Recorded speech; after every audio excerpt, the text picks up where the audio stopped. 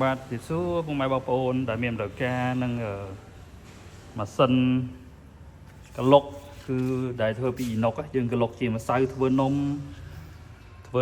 កឡុកជីអីផ្សេងគឺបានណាសម្រាប់ពុកម៉ែបងប្អូនដែលមានតម្រូវការចង់កឡុកដូចជាច្បល់ចំណីអីផ្សេងគឺយើងមានប្រភេទ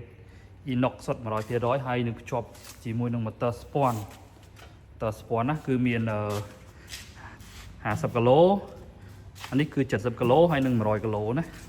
នេះគឺប្រភេទអ៊ីណុកបើសម្រាប់ពុកម៉ែបងប្អូនយកទៅលាយជាម្សៅធ្វើនំ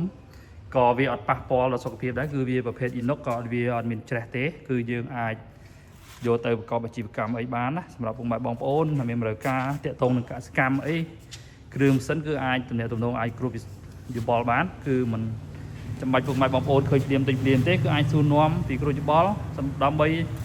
តាក់ទងនឹងអាជីវកម្មពុកម៉ែបងប្អូនដែលពេលពុកម៉ែបងប្អូនទិញទៅកុំឲ្យខាតយើងទិញហើយគឺយើងចំណាយលុយមកទិញគឺវាខាតដើម្បីយើងអត់ដឹងពីព័ត៌មានផ្សេងឲ្យបានច្បាស់លាស់គឺពុកម៉ែបងប្អូនទិញទៅគឺខាតណាទិញទៅទុកចោលសម្រាប់ប្រភេទទូអ៊ីណុកយើងគឺនេះប្រភេទយើងកឡុកម្សៅកឡុកជីសម្រាប់ពុកម៉ែបងប្អូនយកទៅកឡុកជីកឡុកម្សៅគឺត្រូវហើយសម្រាប់តាក់ទងនឹងអាជីវកម្មផ្សេងបើពុកម៉ែបងប្អូនដែលមានតម្រូវការប្រភេទម៉ាស៊ីនឬក៏គ្រឿងបន្លាស់ផ្សេងអាចតំណតំណងបានតាមទូរស័ព្ទលេខ090 439 671ខ្សែទៀត Smart 096 8982 686ហើយដាក់លើ caption ខាងលើណាសម្រាប់ព័ត៌មានបន្ថែមអាចតំណងបានពីគ្រូច្បងបានសូមអរគុណ